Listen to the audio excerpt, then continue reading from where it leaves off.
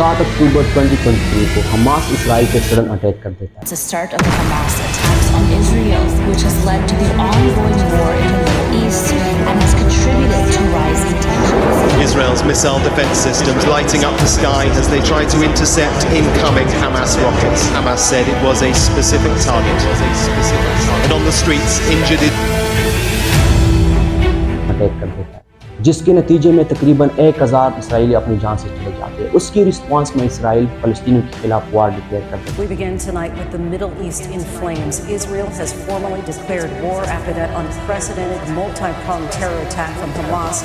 जिसमें तकरीबन 40,000 फलस्तीनी जान से जाते हैं। उसके तकरीबन 70% आबादी को डिस्ट्रॉय किया जाता है और एक रिसर्च के मुताबिक अब तक 1,60,000 फलस्तीनियों की पता नहीं चल रहा। उसके बारे में यही कहा जा रहा है कि वो भी मर चुके। तो अगर 1,60,000 को और 40 को हम मिलाते तो इसकी तादाद तकरीबन 2 लाख तक जा पहुंचती है। तो आज की इस वीडियो में हम जानने की कोशिश करेंगे कि इसराइल फलस्तीनियों की जेनोसाइड क्यों कर रहा है, इन दोनों के दरमियान ये कॉन्फ्लिक्ट कब और कैसे अराइज हुआ, यूनाइटेड नेशन ने क्या इस मसले को हल करने की कोशिश की है, अमेरिका का इस लड़ाई में क्या रोल रहा है, क्या मुस्लिम ममालिक ने इस इशू को हल करने की कोशिश की है। इन सब सवालों के जवाब और इस इशू की ओरिजिन को आज इस वीडियो में हम समझने की कोशिश करें। फलस्तीन इसराइल कॉन्फ्लिक्ट को समझने के लिए हिस्ट्री को समझना बेहद ही जरूरी है।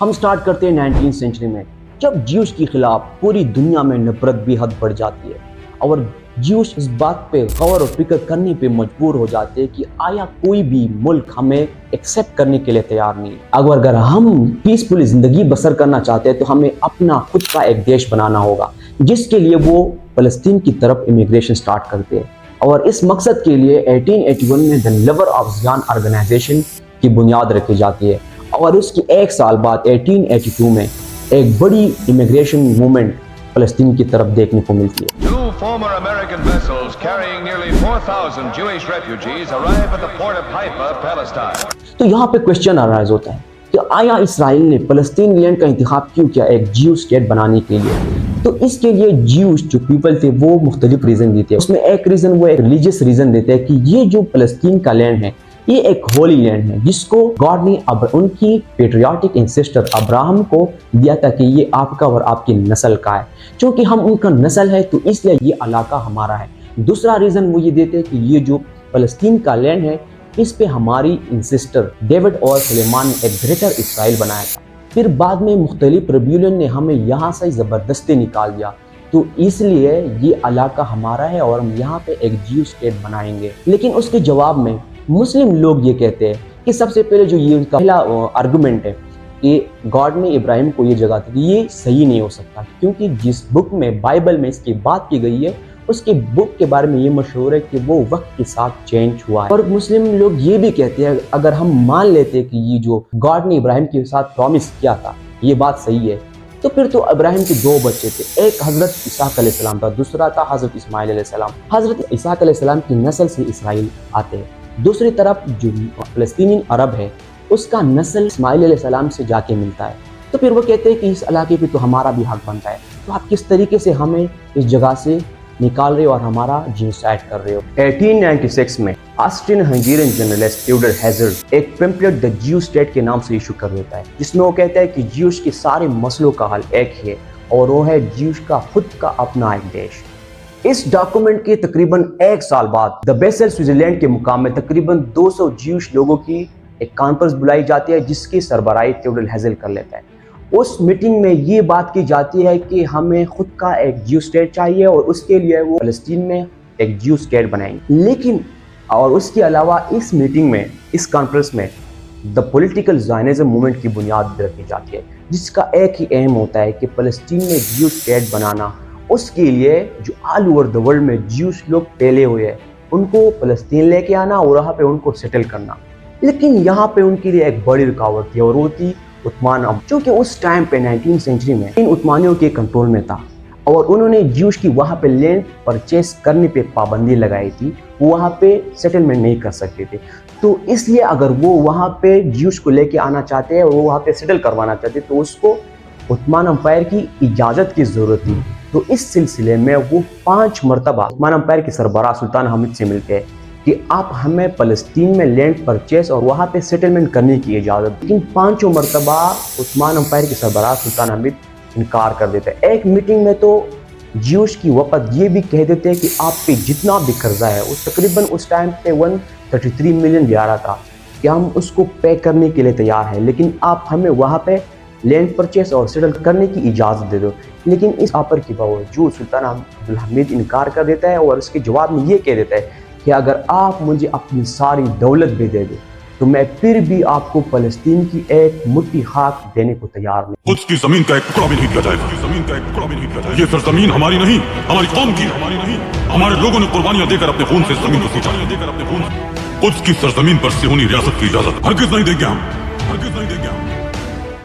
یہاں پہ جیوش کو یہ اندازہ ہو جاتا ہے کہ عثمانیوں کے ساتھ ہماری بات نہیں بننی ہو، تو پھر وہ دوسرا راستہ اختیار کر دیتے ہیں۔ وہ برٹش کے پاس جاتے ہیں، ان سے کہتے ہیں کہ آپ ہماری فلسطین میں جیو اسٹیٹ بنانے میں مدد کرو۔ وہ برٹش کے پاس اس لیے جاتے ہیں کیونکہ اس ٹائم پہ برٹش ایک بڑا امپائر ہوتا ہے اور اس کا ایجپٹ پہ کنٹرول ہوتا ہے، اور ایجپٹ اور فلسطین دونوں سیم بارڈر شیئر کرتے ہیں۔ تو اس وجہ سے وہ برٹش ہی ہے جو جیوش کا ہیلپ کر سکتے تھے اس ٹائم پہ ایک جیو اسٹیٹ بنانے میں فلسطین میں۔ سٹارٹ میں تو برٹش کوئی انٹرسٹ نہیں دکھاتا، لیکن جب ورلڈ وار 1 سٹارٹ ہو جاتی ہے اور عثمان امپائر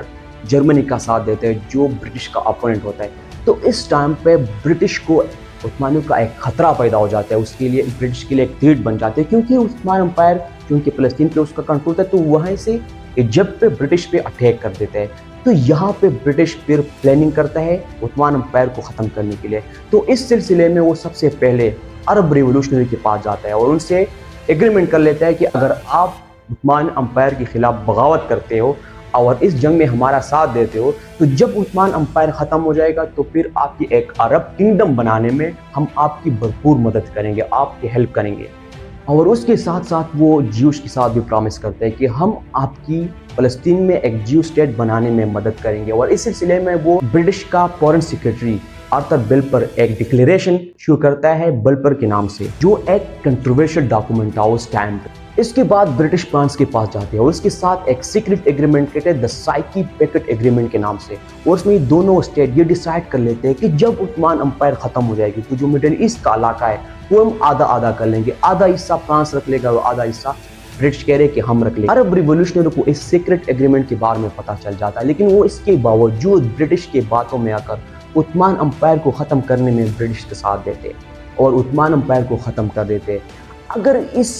ٹائم پہ ریولوشنری برٹش کا ساتھ نہ دیتے اور عثمان امپائر کو ختم نہ کرتے تو شاید آج جو یہ مسئلہ، یہ کنفلکٹ ہے وہ کبھی نہ رائز ہوتا، کیونکہ اسرائیل اسٹیٹ نہ بنتا، وہاں پہ سیٹلمنٹ نہ ہوتی تو یہ مسئلہ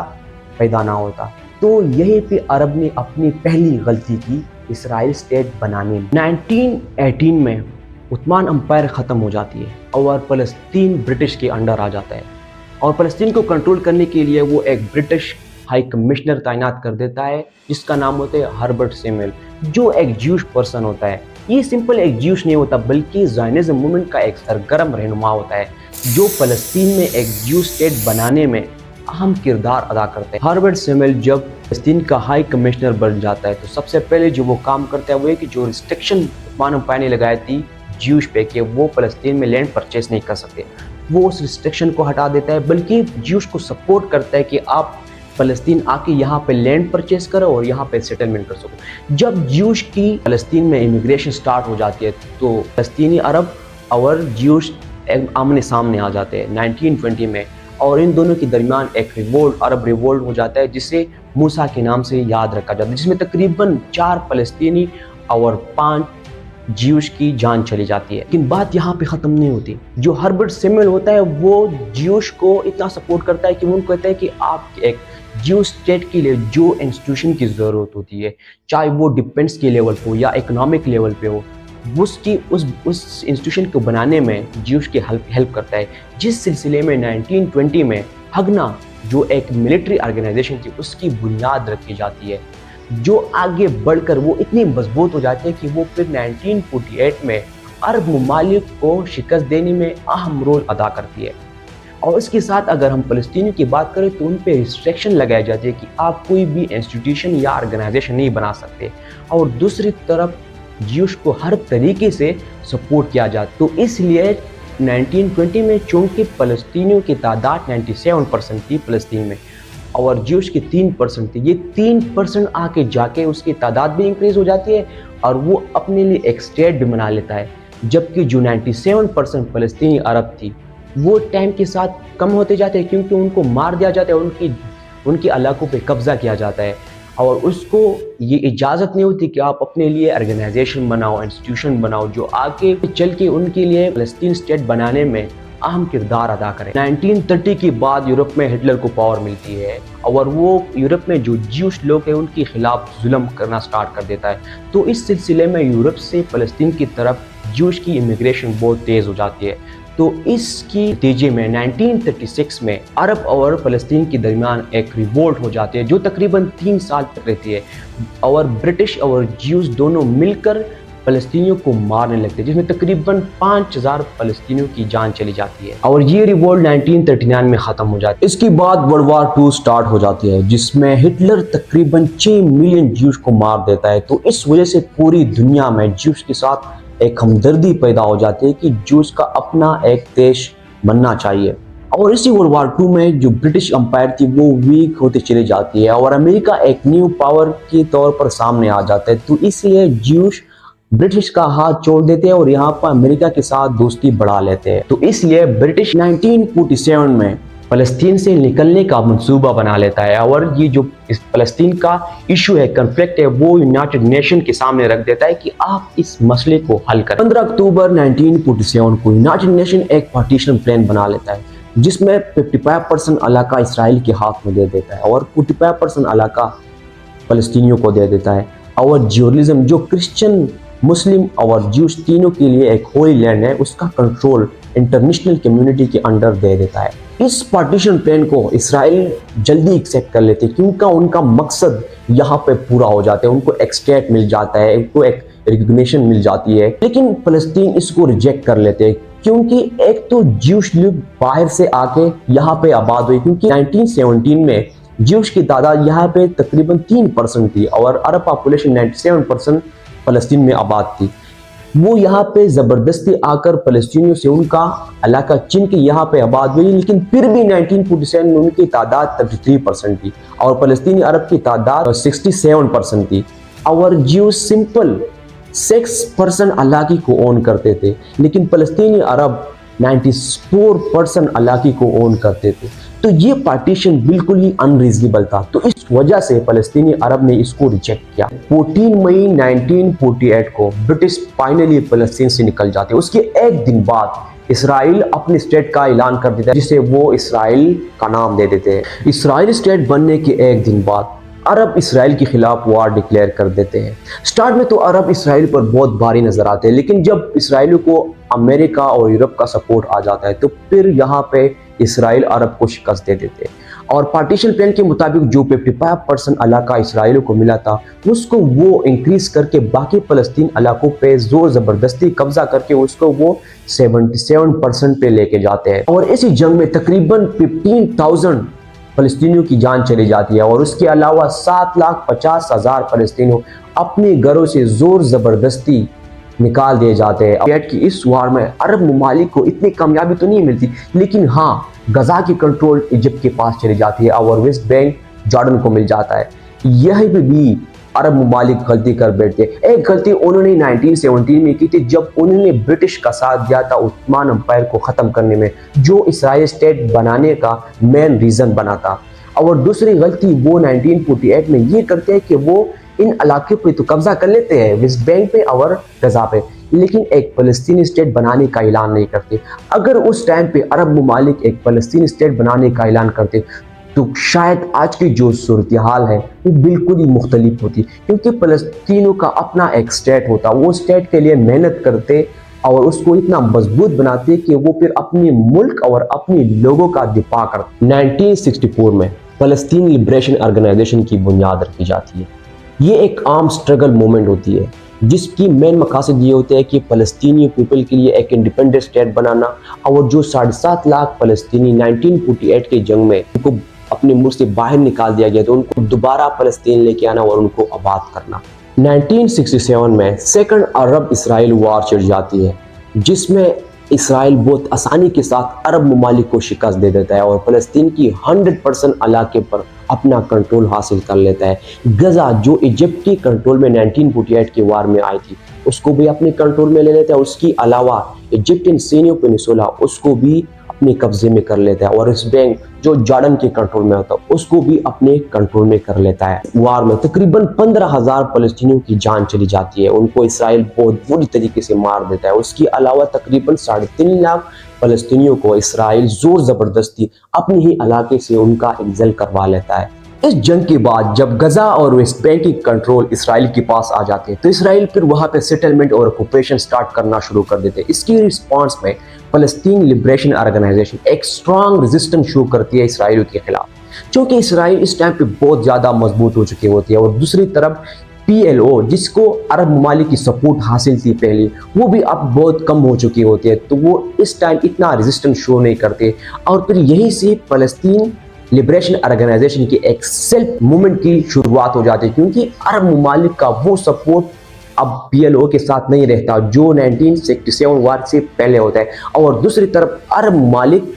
کی اسرائیلیوں کے ساتھ بات چیت سٹارٹ ہو جاتی ہے، اور اس کا نتیجہ یہ نکلتا ہے کہ 1978 میں دا کیمپ ڈیوڈ ایکٹ سامنے آ جاتا ہے، جس میں ایجپٹ پہلا عرب نیشن بن جاتا ہے جو اسرائیل کو ایز اے اسٹیٹ تسلیم کر لیتے ہیں۔ 1987 کو دا پس انتفاڈہ تب ارائز ہو جاتی ہے جب ایک اسرائیلی ٹرک 4 فلسطینیوں کو ٹکر مار کر ان کو شہید کیا جاتا ہے۔ یہ ٹکر ایک ایکسیڈنٹ نہیں ہوتا بلکہ اسرائیلی جان بوجھ کر ان فلسطینیوں کو مار دے دیتی ہے۔ اس کی رسپانس میں فلسطینی اسرائیلیوں کے خلاف بغاوت کرنا شروع کر دے دیتی ہے، اور یہ بغاوت تقریباً 5 سال تک چلی رہتی ہے، اور اس میں فلسطین اسرائیلیوں کے پروڈکٹ اور ان کی کمپنیوں میں کام کرنے سے انکار کر دے دیتا ہے۔ اور دوسری طرف فلسطین لبریشن آرگنائزیشن جس کی بنیاد اس نظرے پہ رکھی گئی تھی کہ وہ اسرائیل کی اسٹیٹ کو نہیں مانتے، کیونکہ وہ سمجھتے ہیں کہ اسرائیل کے لوگوں نے ان کے علاقے پہ قبضہ کر کے اور ان کے لوگوں کو زبردستی فلسطین سے نکال کے اپنا ملک بنایا ہے، اس وجہ سے وہ ان کو نہیں مانتے۔ لیکن اس نظرے میں 1990 میں چینج دیکھنے کو ملتی ہے جب PLO اسرائیل کو تسلیم کرنے اور 2 اسٹیٹ سولوشن پہ راضی ہو جاتی ہے۔ لیکن یہاں پہ کوشچن ارائز ہوتا ہے کہ آیا کیوں PLO اسرائیل کو تسلیم کرنے کے لیے تیار ہو جاتی ہے؟ اس کے مختلف ریزن ہو سکتے ہیں، لیکن اہم ریزن یہ ہے کہ عرب ممالک کی 1980 سے لے کر 1990 میں اسرائیل کے ساتھ تعلقات بڑھ جاتے ہیں، تو 1990 میں PLO عرب اور امریکہ کی پریشر کی وجہ سے اسرائیل کو تسلیم کرنے اور ان سے بات چیت کرنے کے لیے تیار ہو جاتا ہے۔ اس کا نتیجہ 1993 کی اوسلو ایگریمنٹ کی صورت میں نظر آتا ہے، جب اسرائیلی پرائم منسٹر یٹزک رابن اور PLO کے چیئرمین یاسر عرفات ان دونوں میں ایگریمنٹ ہو جاتی ہے، جس کے مطابق فلسطین اسرائیل کو تسلیم کر لیتا ہے، اور اس ایگریمنٹ میں فلسطین نیشنل اتھارٹی کی بھی بنیاد رکھی جاتی ہے، جس کو لمیٹڈ کنٹرول دیا جاتا ہے غزہ اسٹرپ کا اور ویسٹ بینک کے کچھ فریگمنٹڈ علاقوں کا۔ اور اس ایگریمنٹ کے مطابق ویسٹ بینک کے علاقے کے لیے ایک پلان تیار کیا جاتا ہے، جس کے مطابق اس کے 3 حصے کی جاتی ہے، ایریا اے، ایریا بی اور ایریا سی۔ ایریا اے کے مطابق تقریباً 18% علاقہ فلسطین کی کنٹرول میں دیا جائے گا، اور 22% علاقہ دونوں اسرائیل اور فلسطین کی کنٹرول میں رہے گا، جبکہ 60% علاقہ اسرائیل کی کنٹرول میں رہے گا۔ اس ایگریمنٹ کے مطابق اسرائیل نے 1967 کی جنگ میں جن علاقوں پہ قبضہ کیا ہوا تھا وہ اس کو فلسطین کے حوالے کر دے گا اور ان سیٹلمنٹ کو ختم کر دے گا، لیکن اس کی بجائے اسرائیل ان علاقوں میں اور زیادہ سیٹلمنٹ اور آکوپیشن سٹارٹ کرنا شروع کر دے دیتے ہیں، تو اس وجہ سے یہ ایگریمنٹ کبھی بھی پریکٹیکلی امپلیمنٹ نہیں ہو پاتا۔ اور دوسری طرف حماس اسلامک ریزسٹنس موومنٹ جس کی بنیاد 1987 میں رکھی گئی تھی، وہ کہتے ہیں کہ ہم اس ایگریمنٹ کو اور 2 اسٹیٹ سولوشن کو نہیں مانتے، کیونکہ ہم اسرائیل کی وجود کو ہی نہیں مانتے، تو ان کی موومنٹ میں تیزی دیکھنے کو ملتی ہے 1995 کے بعد۔ اور فلسطینیوں کی یہ موومنٹ دوسری بغاوت میں 2000 میں تب تبدیل ہو جاتی ہے جب اسرائیل کے اپوزیشن لیڈر ایریل شارون مسجد الاقصی میں ایک اشتعال انگیز وزٹ کر دیتا ہے، جس کے لیے ہزاروں اسرائیلی فوجیوں کو تعینات کیا جاتا ہے۔ مسجد الاقصی چونکہ مسلمانوں کے لیے ایک مقدس پلیس ہوتا ہے، تو اس لیے ہزاروں کی تعداد میں فلسطینی اسرائیلیوں کے خلاف نکل آ جاتے ہیں، اور ایک بہت بڑا وائلنس دیکھنے کو ملتا ہے، جس کے نتیجے میں بہت سے فلسطینیوں کی جان چلی جاتی ہے، اور یہ بغاوت 1987 کی بغاوت کی نسبت بہت زیادہ تیز ہوتا ہے۔ اور یہ بغاوت 2004 میں تب ختم ہو جاتی ہے جب فلسطین نیشنل اتھارٹی کی صدر یاسر عرفات کی موت ہو جاتی ہے، اور اس کی جگہ محمود عباس کو صدر بنا دیا جاتا ہے۔ محمود عباس اسرائیل کے ساتھ مذاکرات کر لیتا ہے، جس کے نتیجے میں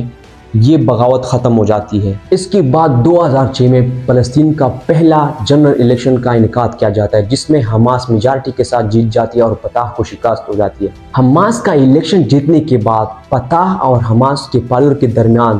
ایک سول وار دیکھنے کو ملتی ہے، جس کے نتیجے میں فتح ویسٹ بینک پر کنٹرول حاصل کر لیتا ہے اور حماس غزہ کو اپنے کنٹرول میں کر لیتا ہے اور فتح کے سارے لوگوں کو وہاں سے نکال دے دیتا ہے۔ جب حماس غزہ پہ کمپلیٹ کنٹرول حاصل کر لیتا ہے تو دوسری طرف اسرائیل حماس کو as a terrorist organisation declare کر لیتی ہے اور پوری غزہ کو ایک ایئر پریزن بنا لیتی ہے، اور یہ ایک سمپل ایئر پریزن نہیں ہے بلکہ اسرائیل غزہ کے لوگوں کی جینوسائیڈ کر رہا ہے، جو 2008 سے لے کر اب تک جاری ہے، جس میں تقریباً 5 مرتبہ اسرائیل کی فوج نے ان پر اٹیک کیا ہوا ہے اور جو اب بھی جاری ہے۔ تو یہ تھی اسرائیل ورسس فلسطین کی کمپلیٹ ہسٹری۔